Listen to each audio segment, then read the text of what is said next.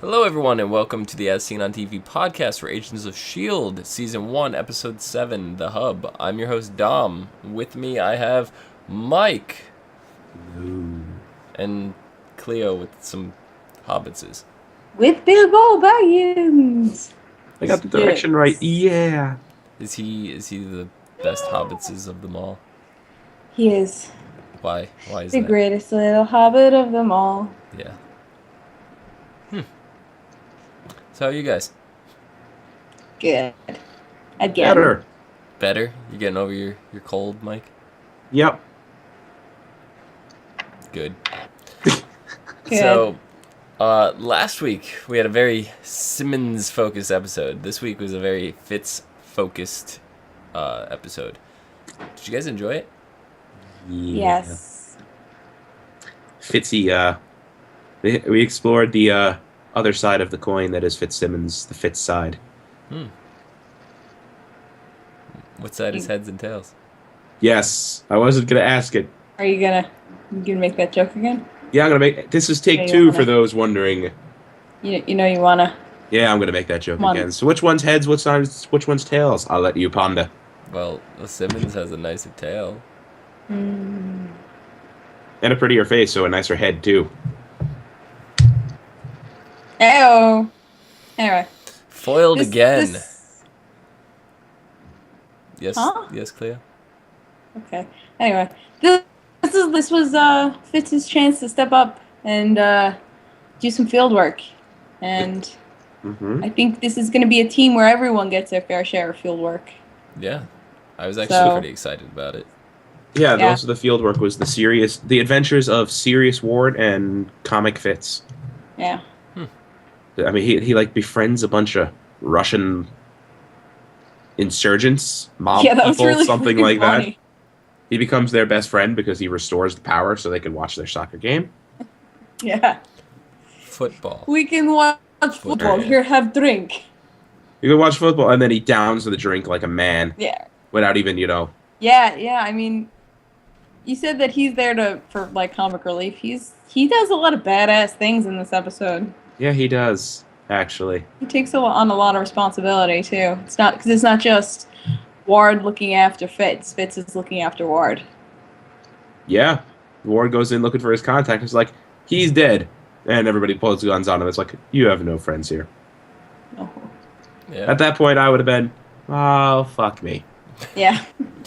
So we had the very opening scene. We had Coulson tied to a chair, and he seemed to be getting interrogated. What the hell did you guys think was going on?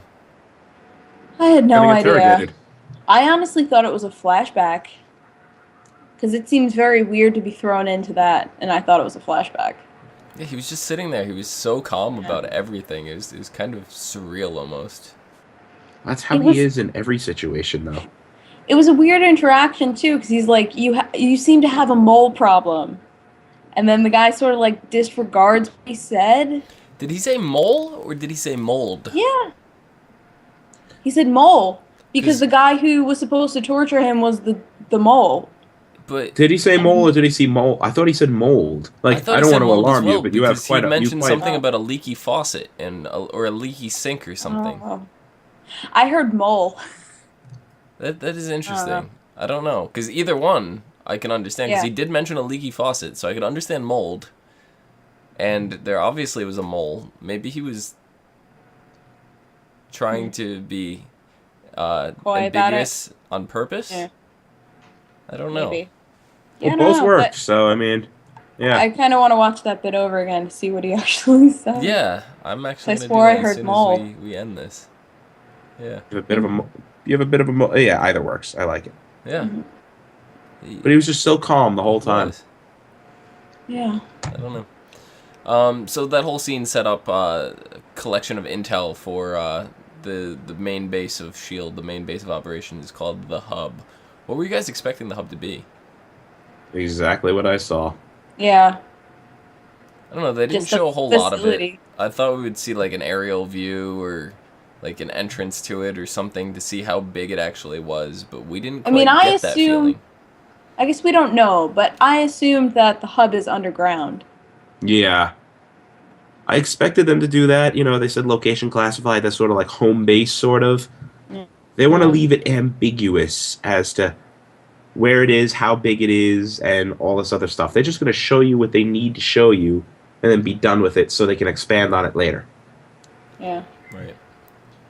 So we had Agent Victoria Hand. She kind of set up the missions and whatnot. She handpicked it was Fitz and Agent Ward and said that they were perfect for the mission. They kind of sent them in, and the rest of the team didn't know what was going on. Now, this is the first time that the team itself really didn't have any kind of clue whatsoever of what the actual mission was, and it was kind of classified. So Skye starts talking to Simmons, and Simmons starts realizing Fitz might actually be in danger more so than she thought. So she kind of decided to play by Skye's rules here. It seemed like she enjoyed it a little too much. What did you guys think? Oh, I think Skye was trying to give her directions, and Simmons just went off on her own tangent. obviously. I mean, Knocked the guy out. well, he gets on the walkie-talkie and she just panics. It's like, pew! Yeah. I did What Yeah. about good. before that? She was flirting with him. Like, what?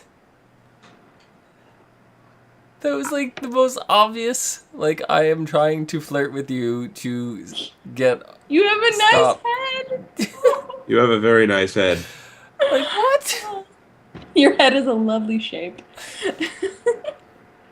It was way too obvious. She's Yeah. twirling her hair too. She's like, "You've got a lovely head." All she was missing was like bubble gum and like a schoolgirl outfit.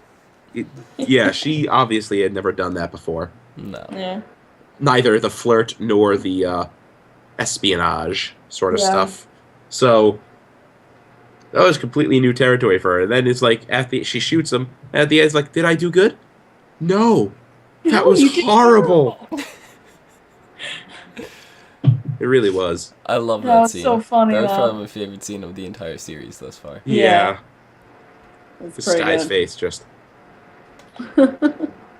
It's either. It seems like every time Skye tries to coach someone through what she thinks should happen, they just fail. Because like she tried to do that with Ward too. She's like bromance him. She just ends up beating the crap out of him. Yeah. eh, So Sky's not really the best of failed. teachers. Either that or the people she's trying to guide are just not like Receptive. her. Like Yeah. can't do the things she can do. Then a combination of, I think she misreads the situation. Like, just bromance him. It's like, do you see this guy? Like, can you bromance this man? Maybe. I don't know. I was actually expecting it to work at first. Oh god, I don't know. So, we see a lot of in the work, like you guys have mentioned, the bar. Fitz was fixing the power for them. They could watch the game. Fitz seemed to almost be carrying Ward through at that point. Because, we find out afterwards that he used his little portable remote EMP device or something to blow all the circuits out in the bar in the first place. Right. Very, very clever. And then he, befriends them because he fixes it for them. Like, that was an extremely clever way to get them out of the bind that they were in. And Ward was, what's the word? Rightfully impressed. Yeah. Like, wow, I could have never pulled that off. So, who do you think was more valuable to the team at that point? Fitz or Ward? At that point, Fitz had done more. I mean, Ward got them in to where his contact was, or used to be. And then Fitz got them the new contacts to get them where they needed to go. So Fitz was definitely more important at this point. But still, I mean, they were both equally important to this whole team dynamic because without Ward, Fitz would have wound up dead in the ditch on the side of the road. And without Fitz, Ward would have wound up with a bullet in his head in the back of a bar and then wound up dead in the ditch on the side of the road. Yeah. That's why it's a two-man team. Mm-hmm. Right. So, what about that?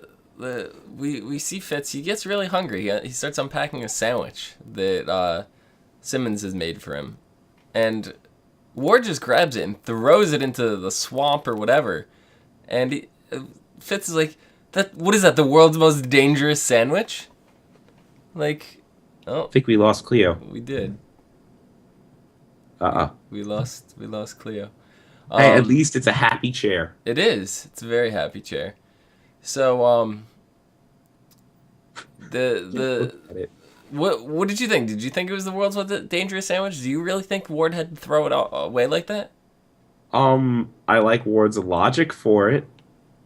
That we're being tracked by dogs, and you bring out a sandwich with meat on it. I mean, the logic there is sound. Yeah. Dogs can smell food and be like, food!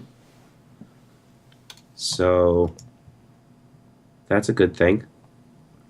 I don't know. Would the dogs have actually smelled it? Who knows in that environment? But, Probably. I think they would have. excuse me. But it definitely disappointed Fitz. That was a sandwich Simmons lovingly crafted him. Simmons doesn't seem like a cook. No. Let's see if I can get... Now I lost you. No, I'm still here. No, I know that.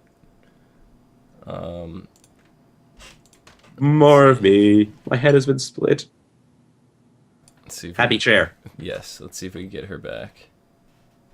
Happy chair turned back into Clio. Anyway, let's while we try to get her back, let's just move right along here. So we have. Oh, there she is. She's back. Yep. See, the magic fingers worked.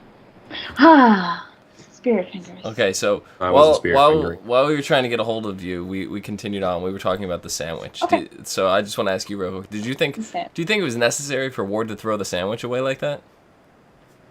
The sandwich. Was it the world's most dangerous sandwich? The one. Why can't I think of what? The one that Simmons had packed for Fitz. Oh.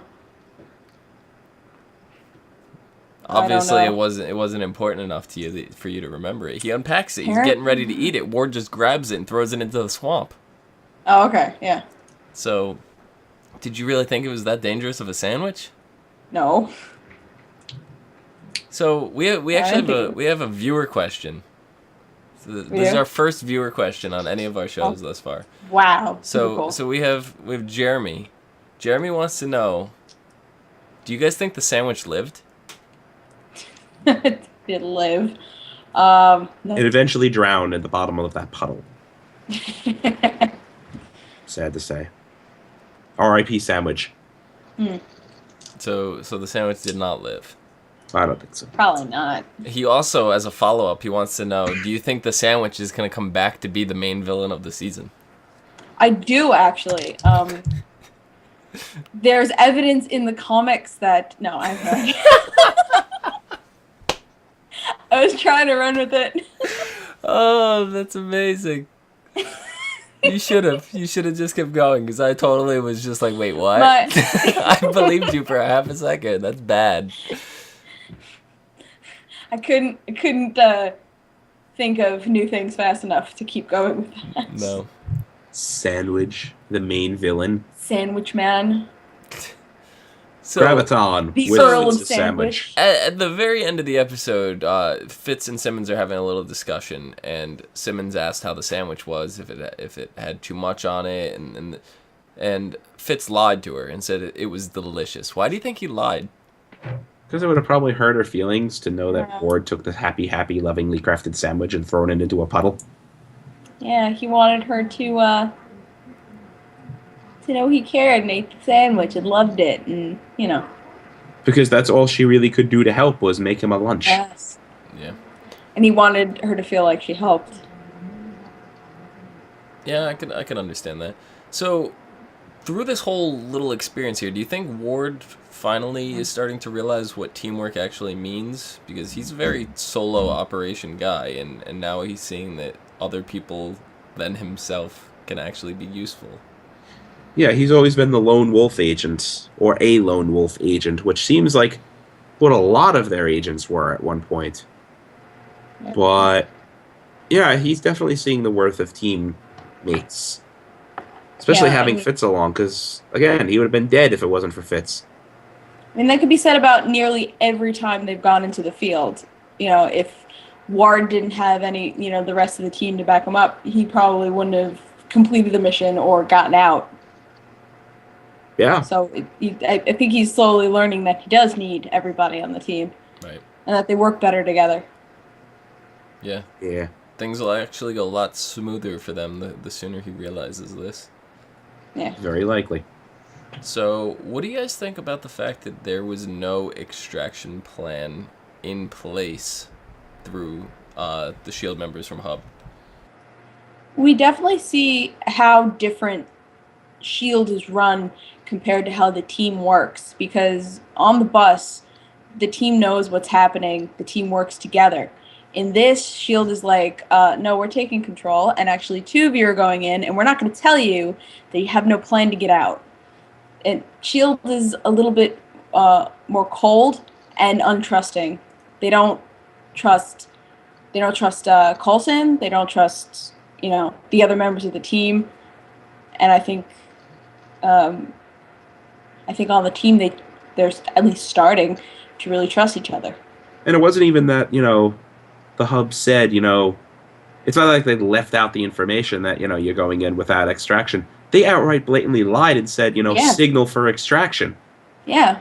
Yep. So my question to you guys is, did Agent Victoria Hand know exactly how Coulson's team operated and knew that they would extract themselves, and that was the extraction plan all along?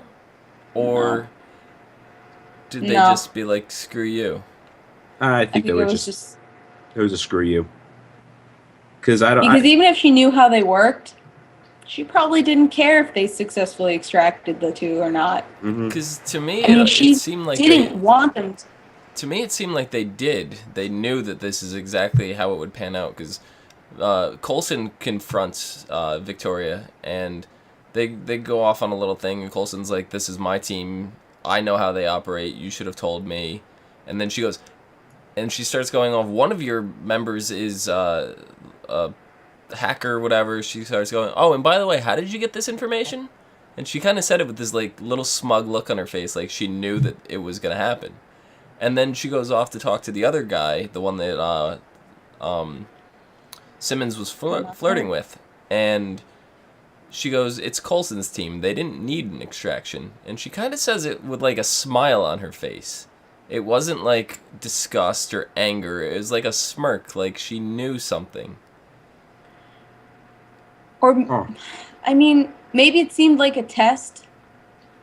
But if they failed to extract them, I don't think she would have been heartbroken, Right. Yeah, no, because I think in her mind all the agents are expendable in some way. Ish.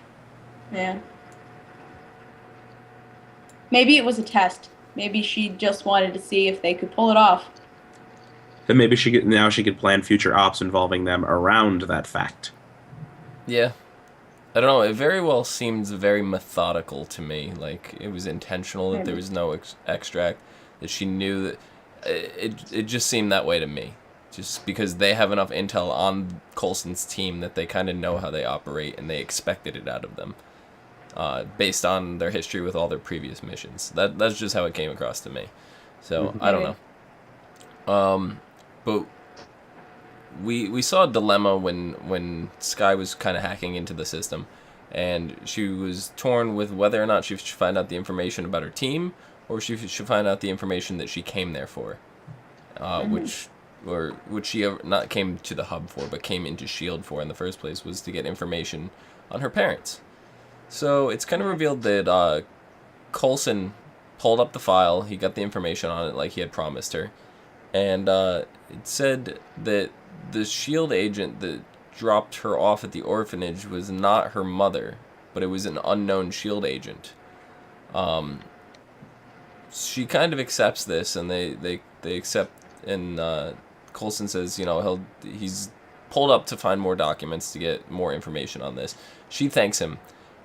Coulson goes off to go talk to Melinda May now, and May goes, did you tell her the truth? Or she goes, what did you tell him? And Coulson says, I told her the truth. But it's revealed that he doesn't tell the whole truth. There's something more to it. We see a photo of a dead body. It's a female. Do you think that's her mother or what? It could be the unknown S.H.I.E.L.D. agent. I'm going with that photo was her mother, and it said a S.H.I.E.L.D. agent dropped her off at the orphanage. Now, here are the options in my head. One, her mother was a S.H.I.E.L.D. agent who was killed in action, and another agent dropped her off at the orphanage. Two, her mother was assassinated by a S.H.I.E.L.D. agent, and that S.H.I.E.L.D. agent that killed her mother dropped her off at the orphanage. I like that. Those are one my better. two current theories. My I like her initial mother theory. Here's my initial theory. Oh, it was a S.H.I.E.L.D. agent who dropped you off at the orphanage. Goes, talks to May. You didn't tell her everything? And he's like, however he put it, and that my brain went, she's Coulson's daughter. Yeah, that's what I thought too, but it didn't seem like it. And then when they went, after the next 2 minutes, I'm like, oh, no, she's not Coulson's daughter. Yeah. What if I bring option 3 to the table? Bring me option 3. What if it's a supervillain creature, one of these people that possess powers, was involved and attacked Sky's family, and S.H.I.E.L.D. came and covered it up and did the cleanup on it, and they left Sky in S.H.I.E.L.D.'s care instead. What? I don't. You have these supervillains and stuff that are starting to come about. You have people with powers and whatnot. What if one of them killed Sky's family when she was younger? Okay. And S.H.I.E.L.D. came in to cover everything up. Like they always do. They try to contain things. They study it, research, get information. But she's a little girl, so they shipped her off to an orphanage. That's where the S.H.I.E.L.D. agent that brings her to the orphanage comes into play. That's why the mother's dead. S.H.I.E.L.D. didn't necessarily kill the mother. It could have been an event that S.H.I.E.L.D. was investigating. If that's the case, then Coulson about it, wouldn't he? If it was an actual operation,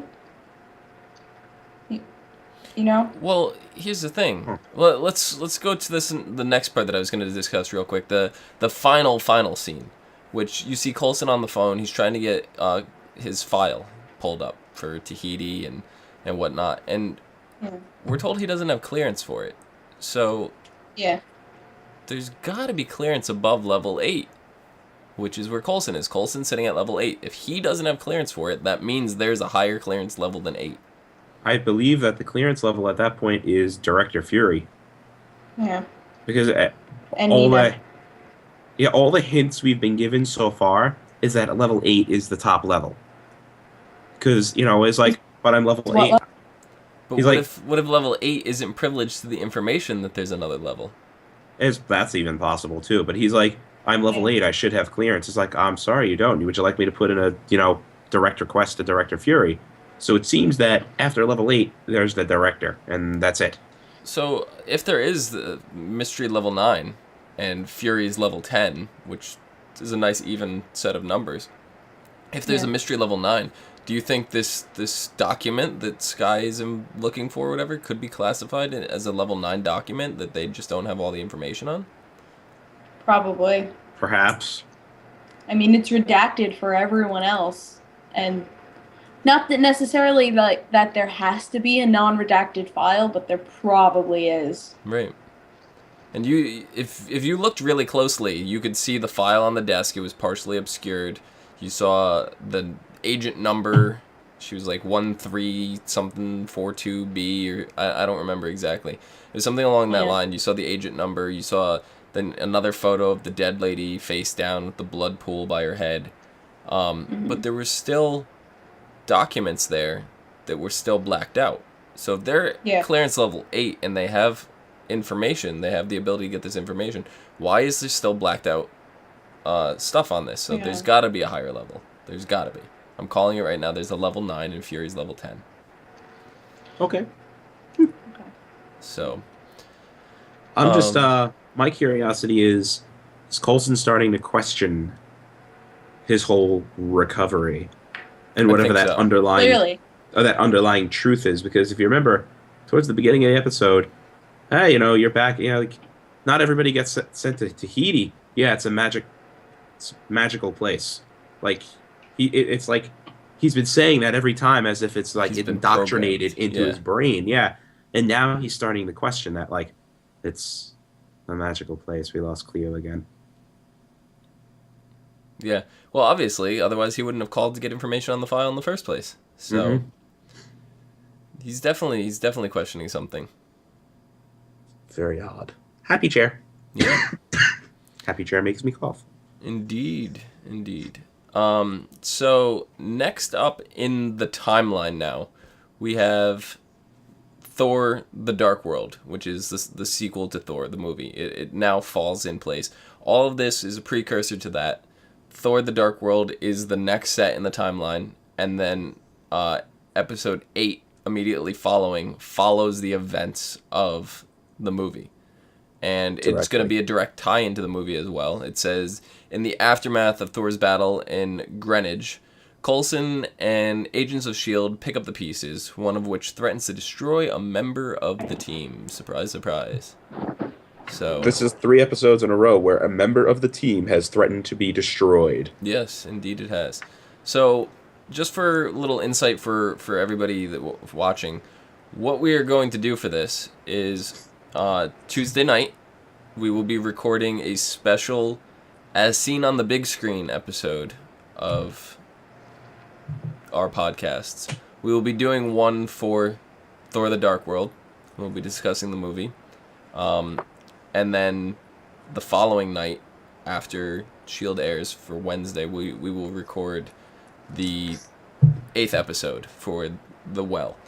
And we will discuss how it tied into the movie and whatnot. So I really don't want to go into much. I've already seen the movie. These two haven't, so they're gonna go see it Tuesday. We'll be doing that then.